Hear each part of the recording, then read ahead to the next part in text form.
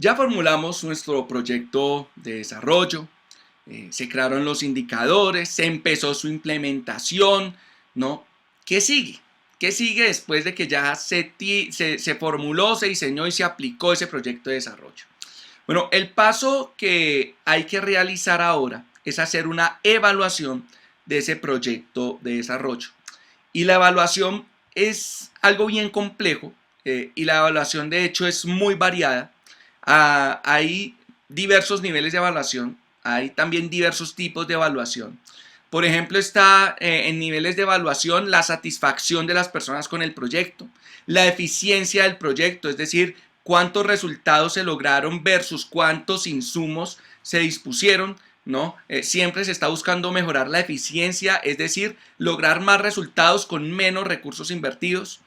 También están los resultados concretos como tal, tantas personas beneficiadas, tantos colegios construidos, eso es un resultado. Están también los medios, que son todos esos que mencionamos en el árbol de objetivos hace algunos videos, ¿no? ¿Qué objetivos se alcanzaron? ¿Qué líneas estratégicas implementaron? Y finalmente está la evaluación de impacto, que para efectos de desarrollo es la más importante de todas. La evaluación de impacto nos va a decir qué cambios en la calidad de vida de las personas se lograron, o qué cambios en las dinámicas económicas se lograron, o qué cambios en las dinámicas ambientales se lograron con ese proyecto. Eso es una evaluación de impacto. También tenemos diversos tipos de evaluación que seguramente ustedes han estudiado en políticas públicas. Está la evaluación ex ante, la evaluación concomitante y la evaluación ex post, ¿no? Ex ante es la que se hace antes de hacer el proyecto para analizar si es políticamente viable, por ejemplo, o más bien si tiene factibilidad política, si es, por ejemplo, financieramente viable y demás.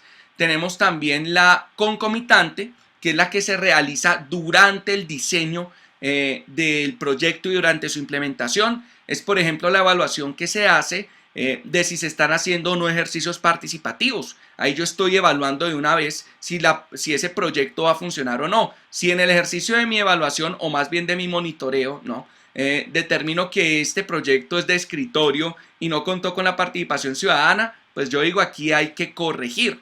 Y finalmente está la ex post, que para muchos es de las más importantes para determinar si esos proyectos están funcionando o no. La ex post es la que se realiza después de la realización de un determinado proyecto.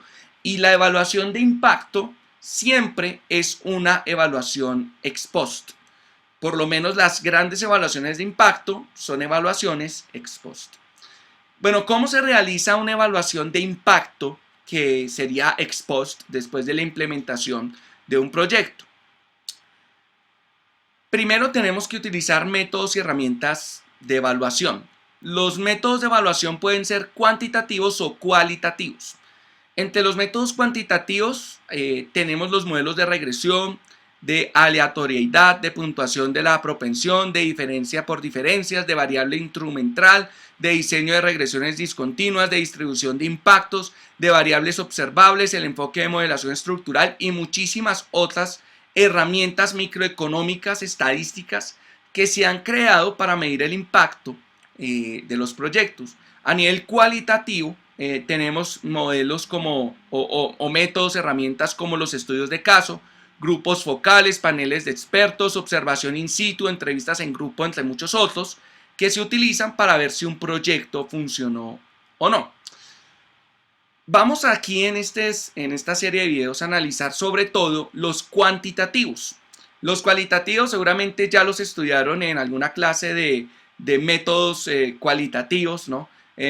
Pero los métodos microeconómicos para medir cuantitativamente el impacto de una política pública, esos seguramente muchos no los han estudiado y también seguramente son los que más van a necesitar en su futuro profesional si llegan a trabajar en temas relacionados con desarrollo económico, con desarrollo humano, con desarrollo sostenible en alguna entidad pública o en alguna empresa de consultoría o en alguna universidad en la parte de consultoría e investigación además o en alguna fundación. Bueno, en todos los sectores públicos del orden nacional, local e incluso también en el nivel internacional, uno tiene que manejar estos temas.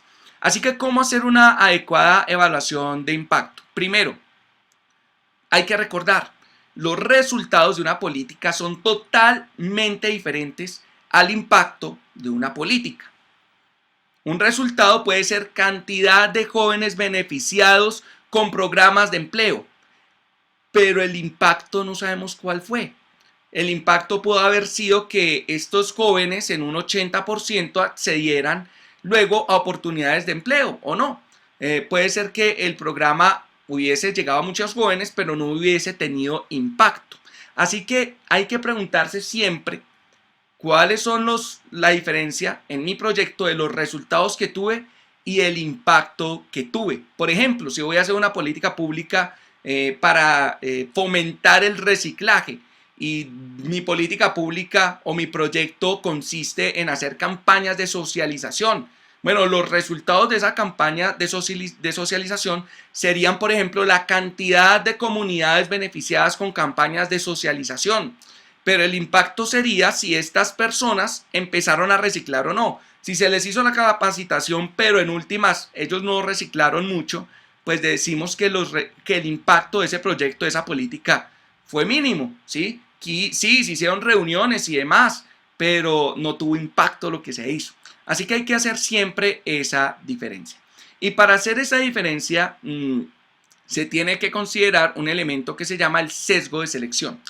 El sesgo de selección es aquel introducido por la selección de individuos, grupos o datos para el análisis de tal manera que no se logra una aleatorización adecuada, por lo que no se garantiza que la muestra obtenida sea representativa de la población que se pretende analizar.